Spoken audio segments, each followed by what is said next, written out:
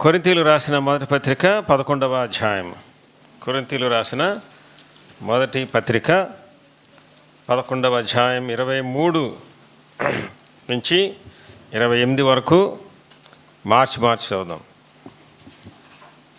కొరింథీయులు రాసిన మొదటి పత్రిక 11వ అధ్యాయం 23 నుంచి 28 వరకు మార్చి చదువుదాం. గట్టిగా చదువుదాం, స్పష్టంగా చదువుదాం, అర్థవంతంగా చదువుదాం. 23. నేను మీకు అప్పగించిన దానిని ప్రభు వలన పొంది తిని, ప్రభు అయిన యేసు తాను అప్పగింపబడిన రాత్రి ఒక రొట్టెను ఎత్తుకొని కృతజ్ఞతాస్తుతులు చెల్లించి దాన్ని విరిచి, ఇది మీ కొరకైన నా శరీరము, నన్ను జ్ఞాపకం చేసుకున్నట్టుకై దీనిని చేయడని చెప్పాను. ఆ ప్రకారమే భోజనమైన పిమ్మట ఆయన పాత్రను ఎత్తుకొని, ఈ పాత్ర నా రక్తం వలనైన క్రొత్త నిబంధన, మీరు దీనిలోనిది త్రాగునప్పుడల్లా నన్ను జ్ఞాపకం చేసుకున్నట్టుకై దీనిని చేయడని చెప్పాను. ఈ పాత్రలో త్రాగినప్పుడల్లా ప్రభు వచ్చే వరకు ఆయన మరణమును ప్రచురించెదరు. కాబట్టి ఎవడు అయోగ్యముగా ప్రభు యొక్క రొట్టెను తినునో లేక ఆయన పాత్రలోనిది త్రాగునో వాడు ప్రభు యొక్క శరీరమును గూర్చి రక్తమును గూర్చి అపరాధి అగును. కాబట్టి ప్రతి మనుషుడు తాను పరీక్షించుకొనవలెను. అలాగ చేసి ఆ రొట్టెను తిని ఆ పాత్రలోనిది త్రాగవలెను. ప్రార్థన చేద్దాం. ప్రార్థన రే బాబు, ప్రార్థన మోకరించాలి. చూడు వెనకాల అన్న చూడు, అది చెప్పు మోకరించడం. Very good. అది ప్రార్థన చేద్దాం. దయగల తండ్రి, నమ్మకమైన దేవా, మీ దయ, ప్రేమ, కృప, కనికరం, వాత్సల్యం, కరుణ బట్టి మీ పాదాలకు వందనాలు, స్తోత్రాలు. ఉదయకాలం ప్రభా దయలు తండ్రి ఆరాధనలో సహాయం చేశారు. తిరిగి ప్రభా మీ వాక్యం దగ్గరికి వచ్చాం. దయలు తండ్రి బల్ల ప్రభాలో పాలు తీసుకునే ముందు ప్రభా మమ్మల్ని మేము పరీక్షించుకోవడానికి, దయలు తండ్రి యోగ్యపరచుకోవడానికి మీ దయ అనుగ్రహించి సహాయపడమని దయలు తండ్రి నమ్మకరాజా వాక్యాన్ని ప్రభా మాకు విరిచి పంచి ఇమ్మని వేడుకుంటూ చిన్న ప్రార్థనా స్తుతి యేసునామమున వినయంతో అర్పించుకుంటున్నాను తండ్రి, ఆమేన్.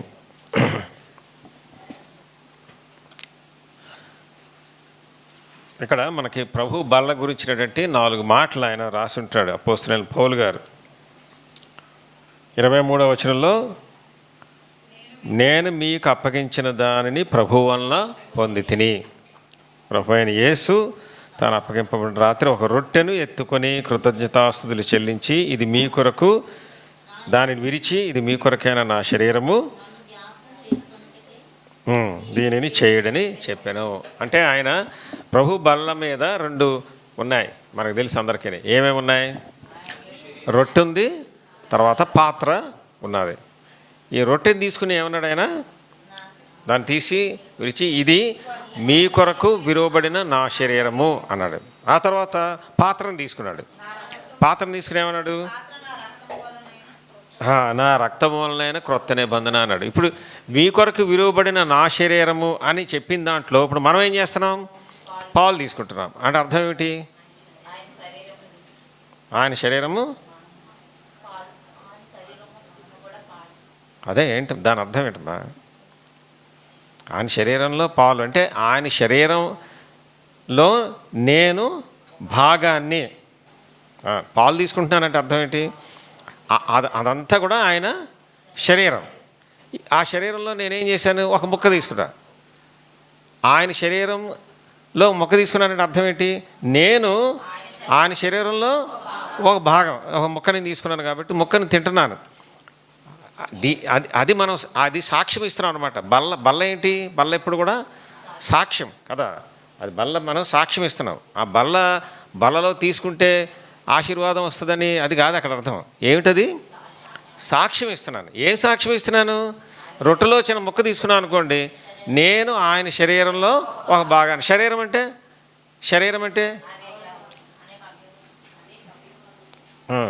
అంటే ఇది ప్రభు శరీరము అంటే ఆయన సంఘము. అది తెలుసు కదా మీకు ఏమా? ప్రభు శరీరం అంటే ఆయన సంఘము ఉంది కదా. ఎఫెసీయులకు రాసిన పత్రికలో చాలాసార్లు మనం చదువుతాం దాన్ని. ఎఫెసీయులకు రాసిన పత్రిక 2వ అధ్యాయంలో మొదటి అధ్యాయం చివరి మాట, ఆ సంఘము ఆయన శరీరము. అది మనకందరికి బాగా తెలిసిన మాట. అది ఆ సంఘము ఆయన శరీరము.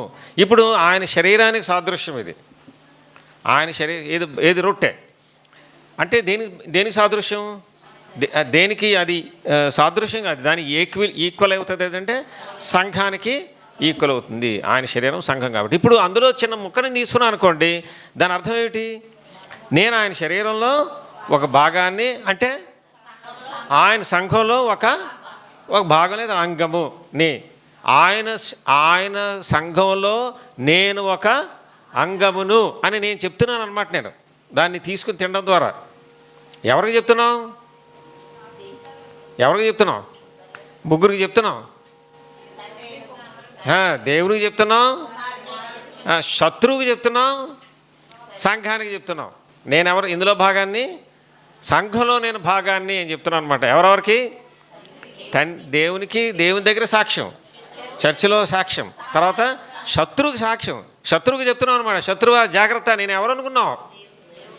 నేను సంఘంలో భాగాన్ని. ఏమిటి సంఘం? ఆయన శరీరంలో భాగం. నేను తక్కువ కాదు అని మనం చెప్తున్నాం అనమాట. ఎవరికి? శత్రువు చెప్తున్నాం. అందువల్ల ముగ్గురికి కూడా సాక్ష్యం చెప్తున్నాం మనం. అందువల్ల బల్ల చాలా ప్రాముఖ్యమైనది. అందుకనే బలలో పాలు తీసుకునే ముందు మనం పరీక్షించుకొని యోగ్యపరుచుకొని ఆ బలలో పాలు తీసుకోవాలి. 4 మాటలు చెప్పాడు సరే కదా. ఈ భాగంలో ఆయన 4 చెప్పాడు. మీరు ఏమన్నాడు ఇక్కడ చూడండి. ఫస్ట్ మాట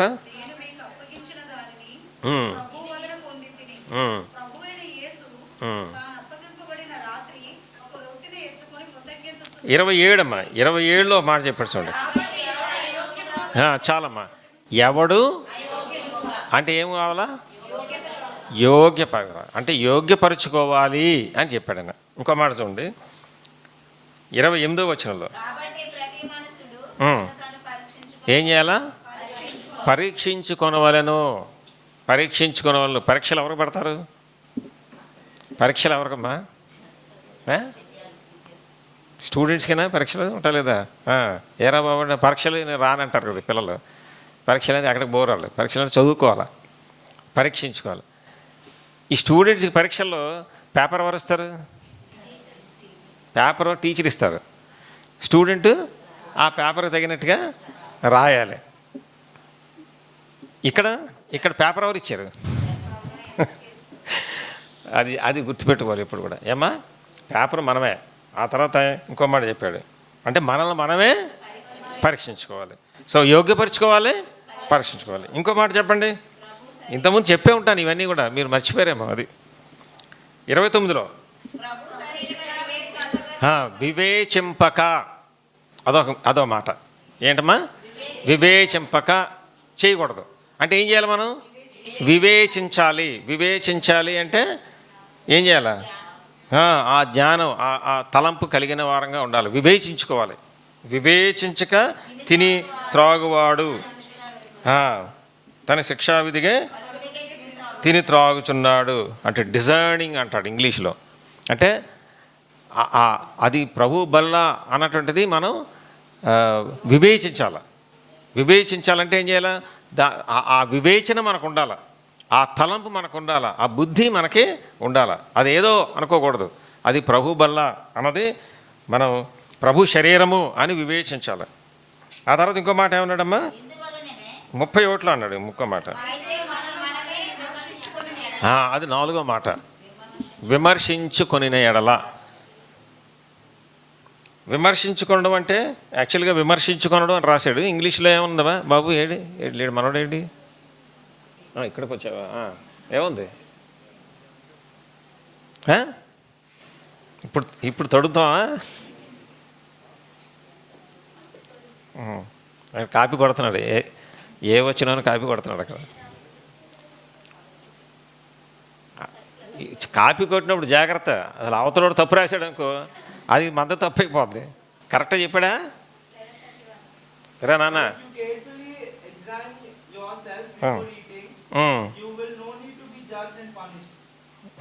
ఎగ్జామిన్ అని ఉందా? 31 కదా? 31ఏనా? ఇఫ్ యూ అచ్చా నీ వెర్షన్ ఏది? ఏం వెర్షన్ ఏమిటది? NIVయా? ఓ లివింగ్ బైబిలా? ఓకే. ఆ వెనకాల ఒకటి ఉన్నాడు, ఆడు ఇంగ్లీష్లో ఉన్నాడు ప్రొఫెసర్. నీదే బైబిల్ రా బాబు, నువ్వు చదువుతావా? ఇంగ్లీష్ చదువుతావా? వచ్చు. 1 Corinthians 11th చాప్టర్ తీయగలవా? తీయలేడేమో పాప, వద్దులే. సరే నేను చెప్తానులేమ్మా, నేను చెప్తానులే. పాప చిన్నపిల్లవాడు వదిలేండి. సరే అందులో ఏముందంటే నేను చెప్తాను. తీర్పు తీర్చుకొనుట అని ఉందమ్మా. If we judge ourselves అని ఉంటుంది. ఏమనమ్మా? జడ్జ్ అవర్ సెల్స్ ఉంటుంది. అంటే మనకు మనమే తీర్పు తీర్చుకొనుట. అది ఆ మాట కోసం పిల్లలకి కష్టపెట్టాను. ఇది తీర్పు అది ఆ మాట జడ్జ్, ఆ మాట కొరకే judge. If we judge ourselves. Judge గారు ఎక్కడుంటారు? జడ్జి గారు ఎక్కడుంటారమ్మా? కోర్టులో ఉంటారు. జడ్జి గారు ముందు ఎవరు వెళ్తారు? ఎవరు నించోవాలి? బోన్లో దోషులు నించోవాలా కదా. అప్పుడు దోషులు నించుంటే జడ్జి గారు ఏం చేస్తారు? నువ్వు దోషం తీసావరా అని తీర్పిస్తాడు కదా. అంటే ఒకడు తీర్పు తీర్చేటంటే జడ్జి ఒకడు. అక్కడ దోషి ఉంటారు, అక్కడ జడ్జి గారు ఉంటారు. జడ్జి గారు దోషికి తీర్పు తీరుస్తాడు. ఇక్కడ జడ్జి ఎవరు, దోషి ఎవరు? అది గుర్తుపెట్టుకోవాలమ్మా. జడ్జి ఎవరమ్మా అంటే నేనే నన్ను తీర్పు తీర్చుకోవాలి. అంటే ఏంటి? నేనేమేమి చేశాను, ఏమిటేంటి తప్పులు చేశాను, ఏంటంటే తప్పు మాట్లాడాను, ఎవరెవరితో సరిగ్గా ప్రవర్తించలేదు, బయట ఏ విధంగా చేశాను, ఎవరెవరితో ఏ విధంగా నేను ప్రవర్తించాను, ఇవన్నీ కూడా ఎవరికి తీర్పు తీర్చుకోవాలా? మనకు మనమే తీర్చుకోవాలి. మరి అప్పుడు చాలా మంచి తీర్పు వస్తుంది అన్నమాట. అది ఎవరో తీర్పు తీరిస్తే అది సరైనదిగా ఉండదు. నన్ను నేనే తీర్పు తీర్చుకుంటే అది సరి అయిన తీర్పు అవుతుంది. ఎందుకని? నేను తీర్పు తీర్చుకున్నాను అనుకోండి, అది కరెక్ట్గా తీర్చుకుంటాను నేను. ఎందుకంటే నా సంగతి ఎవరికి తెలుసు? మీకు ఎవరికి తెలియదు. నేనేమేం చేశాను, ఏమేమి తలస్తున్నానో మీకు ఎవరికి తెలుసు? మీకు ఎవరికి తెలియదు. నన్ను నేనే తీర్పు తీర్చుకున్నాను అనుకోండి, అవన్నీ నాకు తెలుసు. అందుకని సరిగ్గా నేను తీర్పు తీర్చుకుంటాను. అందుకని మనల్ని మనమే తీర్పు తీర్చుకోవాలన్నమాట. సో ఈ 4 చేయాలా? ఈ బల దగ్గరికి వచ్చినప్పుడు ఏమేమి చేయాలమ్మా? యోగపరుచుకోవాలా, పరీక్షించుకోవాలి, వివేచించాలి, తీర్పు తీర్చుకోవాలి. ఆ విధంగా చేసి ఆ రొట్టెని తినాలి. ఏమిటా రొట్టె అంటే? ఆయన యొక్క శరీరము. ఆ రొట్టెలో చిన్న ముక్క నేను తీసుకున్నాను అంటే అర్థం నేనేం చెప్తున్నా నేను ఏమని చెప్తున్నా? ఆయన శరీరంలో భాగాన్ని, లేదంటే ఆయన యొక్క సంఘంలో భాగాన్ని అని చెప్తున్నాను. సరే, అది అయిపోయిందమ్మా. ఇంకోటి ఏముంది అక్కడ? పాత్ర. రక్తం అనకండి ఎప్పుడు ఏమ్మా, అదేంటది? పాత్ర. అది. సో పాత్ర తీసుకుంటే ఏం చెప్తున్నాను? దాన్ని మిమ్మల్ని క్వశ్చన్ చేయను, నేను చెప్తాను. అది మత్తయి సువార్త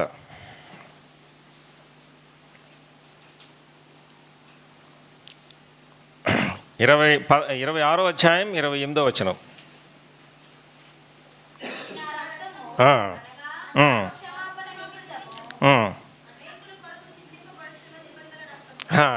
ఇది ఈ మాట మనం గుర్తుపెట్టుకోవాలి. అందుకనే ఇవన్నీ చెప్తున్నాను నేను.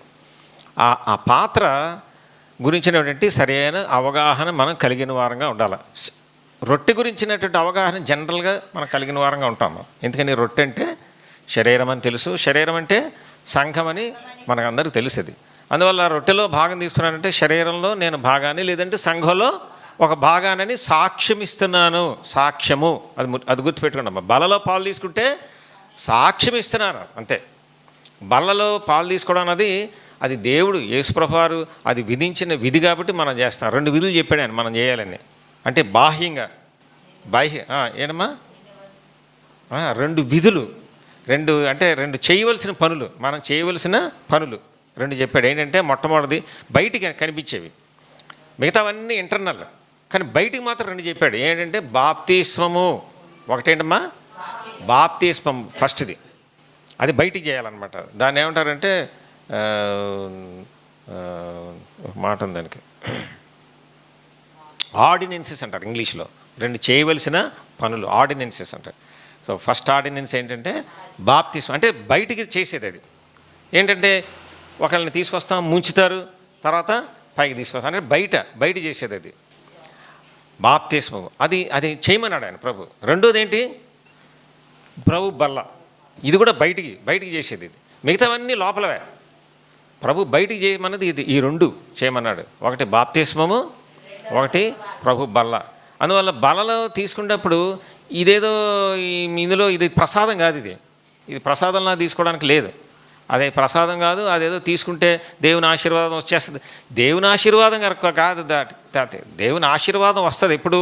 ఆయన బలలో మనం పాలు తీసుకుని పరీక్షించుకుని బలలో పాలు తీసుకుంటే దేవుని ఆశీర్వాదం వస్తుంది, కరెక్టే. కానీ ఈ బలలో పాలు తీసుకున్నాను కాబట్టి దేవుని ఆశీర్వాదం రాదు. అర్థమైందమ్మా? దేనికి చేస్తున్నాం దీన్ని? ప్రధానంగా దేనికి చేస్తున్నాం? సాక్ష్యం చెప్పడానికి చేస్తున్నాను అంతే. అంటే ఏం చేస్తున్నాను నేను? సాక్ష్యం చెప్పడానికి చేస్తున్నాను. ఏం సాక్ష్యం చెప్తున్నాను? రొట్టె తీసుకుంటే ఆయన సంఘంలో నేను అంగాన్ని నేను చెప్తున్నాను సాక్ష్యాన్ని. అలాగే పాత్రలో నేను తీసుకుంటే ఈ మాట మనం గుర్తుపెట్టుకోవాలి. ఏ మాట అది? ఇది నా రక్తము అనగా పాప క్షమాపణ నిమిత్తము అనేకుల కొరకు నిబంధన రక్తము. చూడండి, అదే మార్కులు ఏమన్నాడు? నాలుగు సువార్తల్లో కూడా దీని గురించి రాశాడు. మార్క్స్ వార్తలు ఏమి రాశారు దాని గురించి?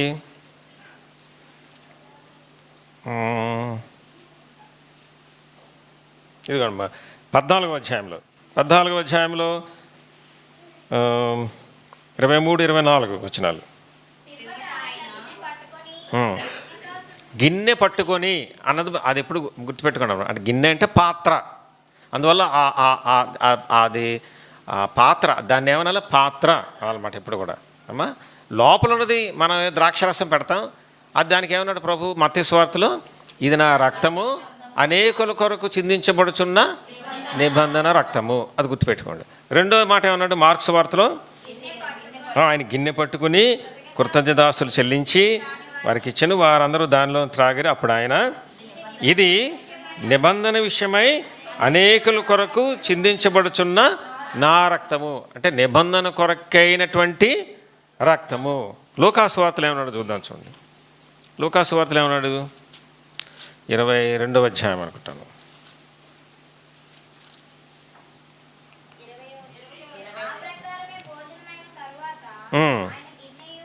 ఎక్కడమ్మా అది?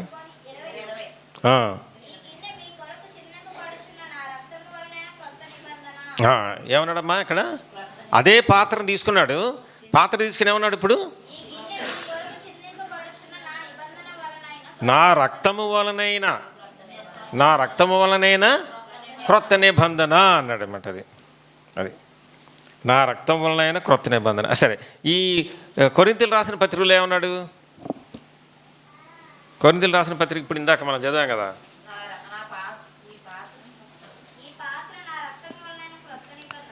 ఇప్పుడు ఈ 4 చూడండి. ఈ 4 ఏముంది? పాత్ర తీసుకుని ఏమన్నాడు? మత్తయి సువార్తలో ఏమన్నాడు? ఇది నిబంధన రక్తము. మార్కులో ఏమన్నాడు? నిబంధన కొరకైన రక్తము అన్నాడా? ఏమన్నాడు? మార్క్స్ వార్తలు ఏమన్నాడు? నిబంధన విషయమైన నా రక్తము. తర్వాత లూకాసు వార్తలో కరెక్ట్గా మాట చెప్పండి అమ్మా. నా రక్తము వలనైన క్రొత్త నిబంధన అన్నాడు. కొరింథీయులకు రాసిన పత్రికలో నా రక్తం వలనైన క్రొత్త నిబంధన. ఇప్పుడు ఈ 4 కూడా దేవాది దేవుడు పాత్రను తీసుకున్నప్పుడు ఏమేమి చెప్పాడు? రక్తము అన్నాడు. తర్వాత అది అంటే చూడండి, 2 సార్లు లూకాసు వార్తలోనూ కూడా కొరింథీయులకు రాసిన పత్రికలో కూడా ఆయన ఏమన్నాడు? నా రక్తము వలనైన క్రొత్త నిబంధన అన్నాడు. ఇంగ్లీష్లో అయితే అలా ఎలా ఉంటుందంటే దిస్ ఈజ్ మై, చూడండి ఇంగ్లీష్లో 11:25లో కదా ఉంది. This cup is the New Testament. This cup is the New Testament in my blood. ఏమో అదే ఉందా ఎరా బాబు? దిస్ కప్ టెస్టమెంట్ అన్న అగ్రిమెంట్ అన్న ఒకటేలే.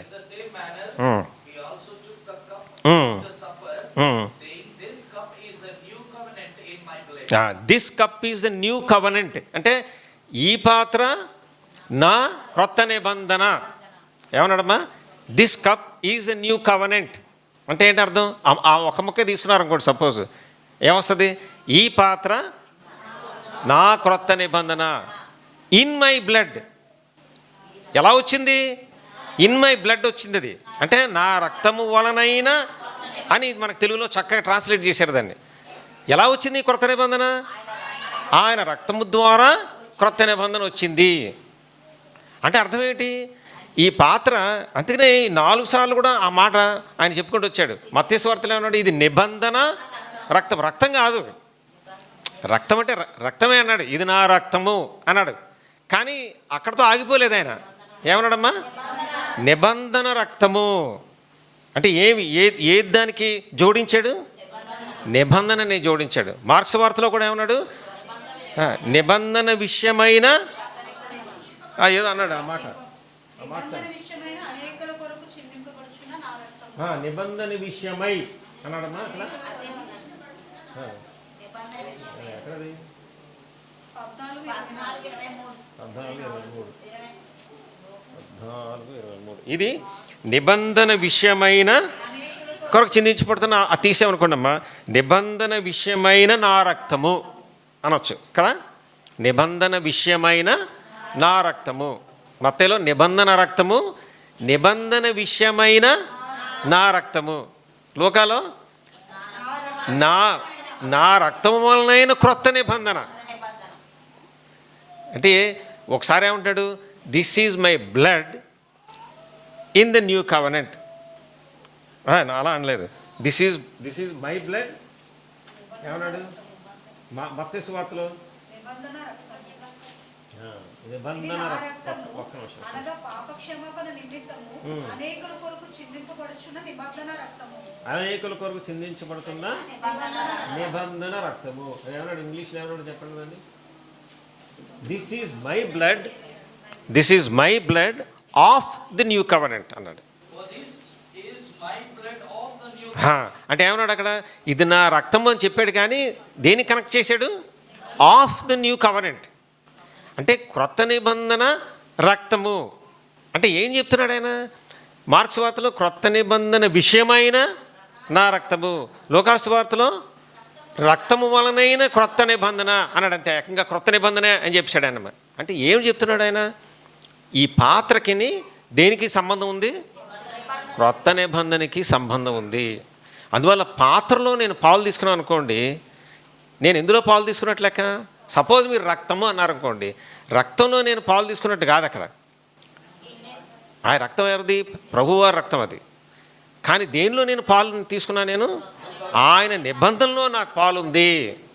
ఆయన క్రొత్త నిబంధనలో ఇది నా క్రొత్త నిబంధన అన్నాడనమాట. ఆయన నిబంధనలో నాకు పాలు. అంటే ఈ పాత్ర తీసుకుని నేను తాగుతున్నానంటే ఏం సాక్ష్యం ఇస్తున్నా? నేను క్రొత్త నిబంధనలో భాగాన్ని అని చెప్తున్నాను అనమాట. క్రొత్త నిబంధనలో భాగం నేను, పాత నిబంధన కాదు, క్రొత్త నిబంధనలో భాగం. అందుకని ఎలా వచ్చింది క్రొత్త నిబంధన అంటే? ఆయన రక్తం ద్వారా వచ్చింది క్రొత్త నిబంధన. ఎందుకని? ఏ నిబంధన అయినా సరే రక్తం ద్వారా ప్రతిష్ఠించబడాలి. ఎక్కడుంది? హెబ్రీయులు రాసిన పత్రికలో ఉందన్నమాట. హెబ్రీయులు రాసిన పత్రిక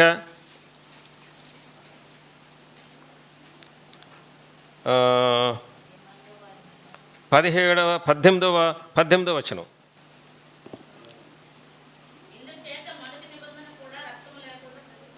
అంతే, అది కరెక్ట్ అమ్మా.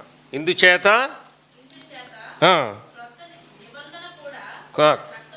మొదటి నిబంధన కూడా రక్తం లేకుండా ప్రతిష్ఠించబడలేదు. అది అంటే పాత నిబంధన కూడా రక్తం లేకుండా ప్రతిష్ఠించబడలేదు. అంటే క్రొత్త నిబంధన దేంతో ప్రతిష్ఠించబడింది? రక్తంతో ప్రతిష్ఠించబడింది. అందుకని ఏం చేసేట? 19-20 వచనాలు.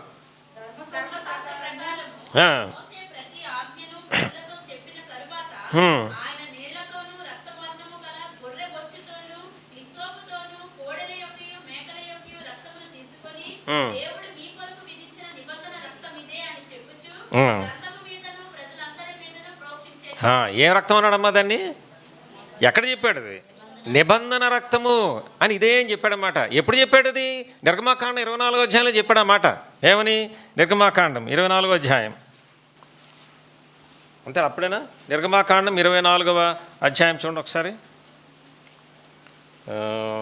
నిర్గమాకాండం 4, 5, 6 రేంజ్లో ఒకటి ఉంటుందమ్మా, ఏమైనా ఉందా?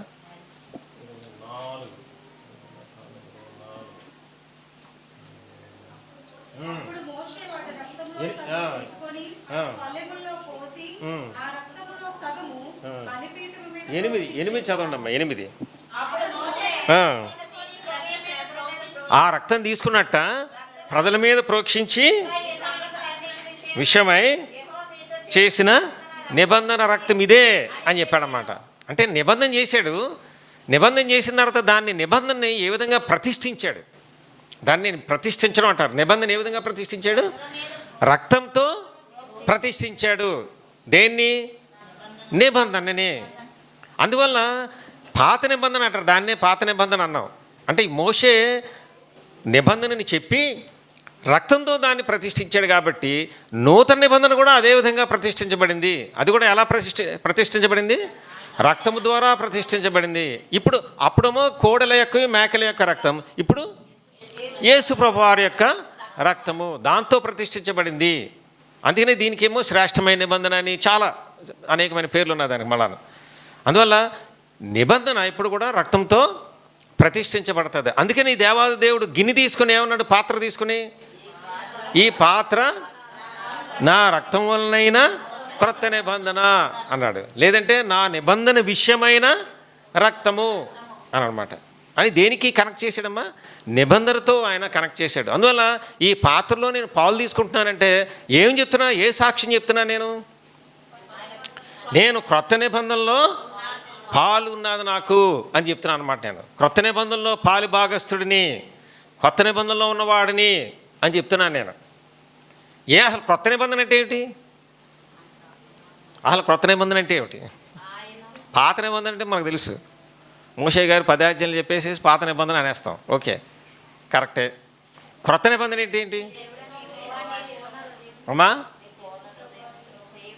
ఏంటంటారు చెప్పండి. చూడండి, దీనికి డెఫినేషన్ అంట, నిర్వచనం ఎక్కడుందంటే 8వ అధ్యాయం, హెబ్రీయులు రాసిన పత్రిక 8వ అధ్యాయంలో ఉంది. అక్కడి నుంచేనమ్మా. ఎక్కడున్నది?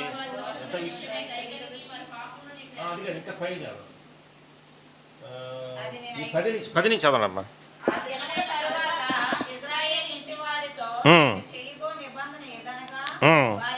వారి మనస్సులో నా ధర్మ విధులను ఉంచెదను, వారి హృదయముల మీద వాటిని వ్రాయుదును, నేను వారికి దేవుడినైందును, వారు నాకు ప్రజలైందురు.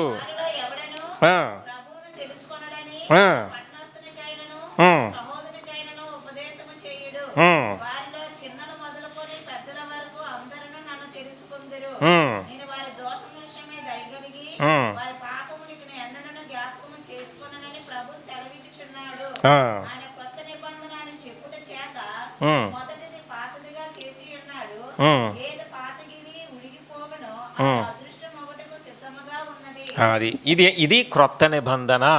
దాని పేరేం పెట్టాడు? అందుకనే 8వ వచనంలో చివరిలో ఉందో మాట చూడండి.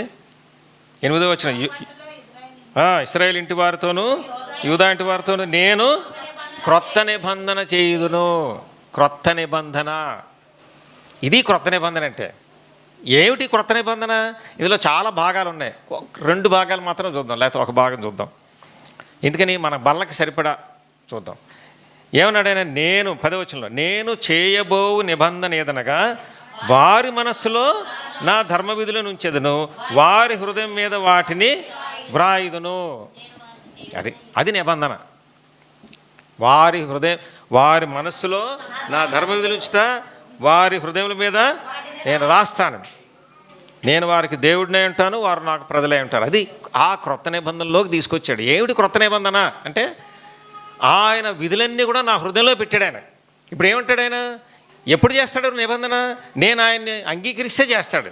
అంటే యేసు ప్రభువా నా పాపాలు క్షమించంటే ఆయన నన్ను క్షమించి తన బిడ్డగా చేసుకుని ఆయన ఏమంటాడు?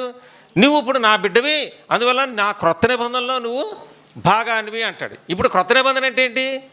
నా ధర్మ విధులన్నీ కూడా నీ హృదయంలో పెడుతున్నాను, నీ మనసులో అవి పెట్టాను అంటాడు. ఎలా పెట్టాడు ఇవి? ఎలా పెట్టాడు దాన్ని? ఎలా పెట్టాడమ్మా? యోహాను సువార్త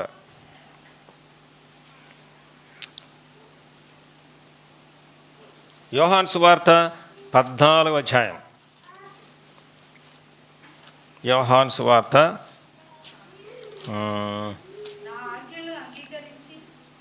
అది కాదమ్మా, అది కాదు, 26వ వచనం.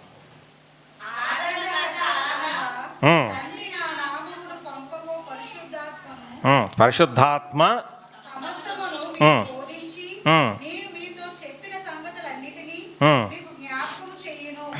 నేను మీతో చెప్పిన సంగతులన్నిటినీ జ్ఞాపకం చేయను. ఎవరు? పరిశుద్ధాత్మ దేవుడు. ఆయన్ని మన హృదయంలో ఆయన పెట్టుంటాడు. 15వ వచనంలో 16వ అధ్యాయం 13వ వచనం చదవండి.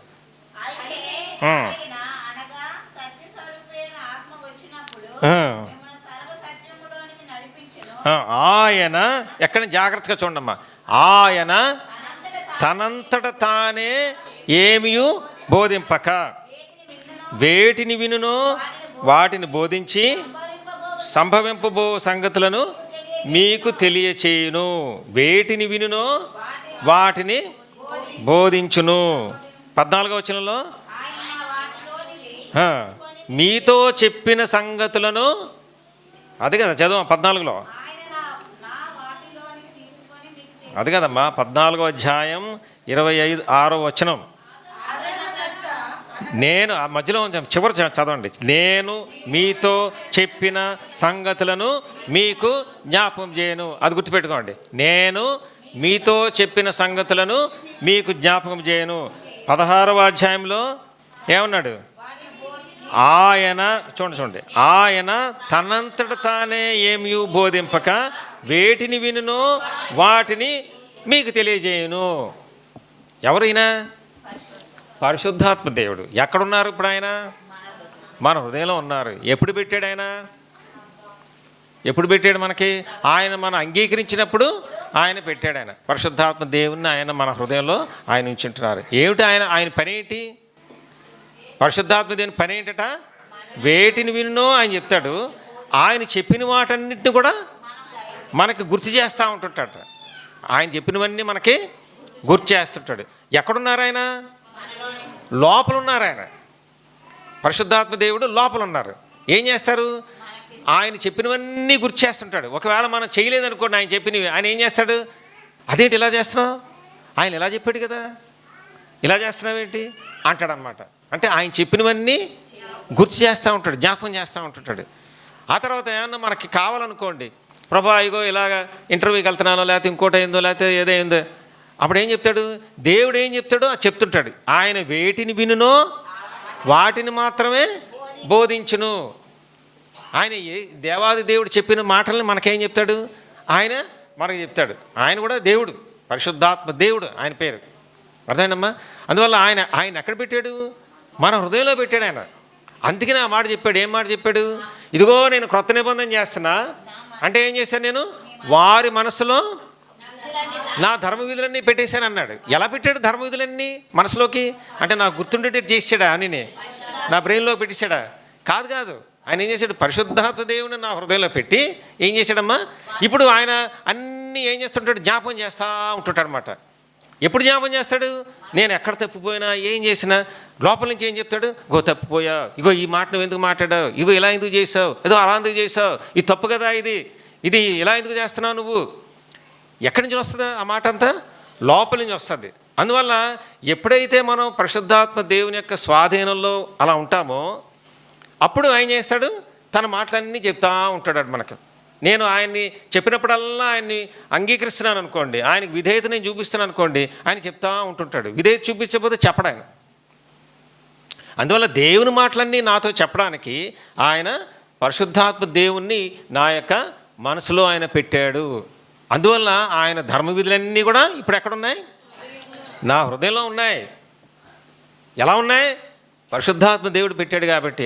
ఆయనకు అన్నీ తెలుసు. ఆయన చెప్తా ఉంటాడు నాకు. అంతే తప్ప నా బ్రెయిన్లో అవన్నీ పెట్టి లేదు ఆయన. ఏదో చూసారా ఇప్పుడు ర్యామ్ ఉంటుంది మీది, ఆ ర్యామ్లో పెట్టినట్టు పెట్టి లేదు, హార్డ్ డిస్క్లో పెట్టినట్టు పెట్టలే. ఇప్పుడు హార్డ్ డిస్క్ ఎవరు అన్నాను, అక్కడే అయిపోయింది ఆన్సర్. హార్డ్ డిస్క్ ఎవరు? హార్డ్ డిస్క్ మనమా? పరిశుద్ధాత్మ దేవుడే హార్డ్ డిస్క్. ఎందుకని? యేసు ప్రభు చెప్పిన ఫైల్స్ అన్నీ అందులోనే ఉన్నాయి. అర్థమైందా? మత్తయి సువార్త మార్చి 1 అనగానే ఫైల్ అక్కడ ఉంటుంది. ఎక్కడ ఉంటుంది? హార్డ్ డిస్క్లో. ఎవరు? పరిశుద్ధాత్మ దేవుడు.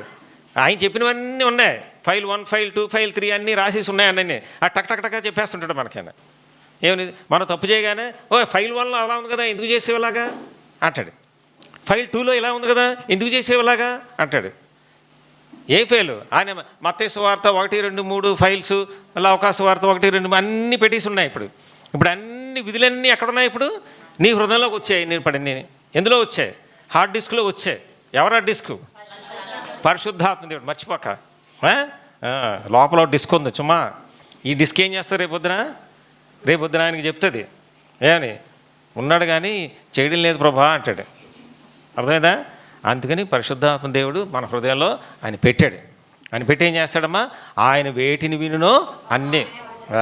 అంటే చూసావా, ఆల్రెడీ ఉన్న ఫైలే కాదు, కొత్త ఫైల్ కూడా రాస్తాడు. అంతేనా? అందుకని జాగ్రత్తగా ఉండాలి. అందుకనే వివేచించవలను, యోగ్యపరచుకోవలను, పరీక్షించుకోవలను, తీర్పు తీర్చుకోవడం. అందుకనే చెప్పాడు, టెస్ట్ చేసుకోండి, పరీక్షించుకోండి అని. అందుకే చెప్పాడు. ఎందుకని లోపల పరిశుద్ధాత్మ దేవుడు ఉన్నాడు, ఆయన మనకి చెప్తా ఉంటాడు. అది నిబంధన. అందుకనే రాశాడు ఆ మాట. అమ్మ హెబ్రీయులు రాసిన పత్రిక 8వ అధ్యాయంలో ఏం చేశాడు? మీ మనసుల్లో నా ధర్మ విధులను ఉంచెదను, వాటిని రాసేదను అని చెప్పాడన్నమాట. ఇప్పుడు అన్నీ రాసేసి ఉన్నాయి మన హృదయంలో. ఎలా రాశాడు? పరిశుద్ధాత్మ దేవుని ఉంచడం ద్వారా ఆయన రాశాడు. కొరింథీయులు రాసిన 2వ పత్రిక అనుకుంటాను, ఒకసారి చూద్దాం. ఇంకో మాట ఉంది. 2వ పత్రికే, కొరింథీయులు రాసిన 2వ పత్రిక 3వ అధ్యాయం. కొరింథీయులు రాసిన 2వ పత్రిక 3వ అధ్యాయం 6వ వచనం. ఆయనే మమ్మును క్రొత్త నిబంధనకు, అనగా అక్షరమునకు కాదు కానీ ఆత్మకే పరిచారములకు మాకు నాడు. అక్షరము చంపును కానీ ఆత్మ జీవింపచేయును. ఇప్పుడు చాలమ్మా ఆ మాట మళ్ళొకసారి దాన్ని. ఆయనే మనలను దేనికి పరిచారకుల మొగటి చేశాడమ్మా? క్రొత్త నిబంధనకి పరిచారకుల మొగటికి చేశాడు. ఆయనే మనలను, అంటే దేనికి పరిచారకులు మనం?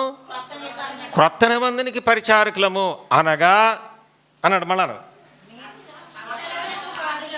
అనగా అక్షరమునకు కాదు, ఆత్మకే పరిచారకుల మొగటకు అన్నమాట. అంటే అనమాట ఇక్కడ ఆత్మ, పరిశుద్ధాత్మ దేవుడు ఆయనకు పరిచారకులం. అంటే ఏంటి? ఆయనకు పరిచర్య చేసేవాళ్ళం, అంటే ఆయన చెప్పిన వల్ల చేసేవాళ్ళము. పరిచారకులు అంటే ఏంటి? పరిచారకుడు ఎవరు?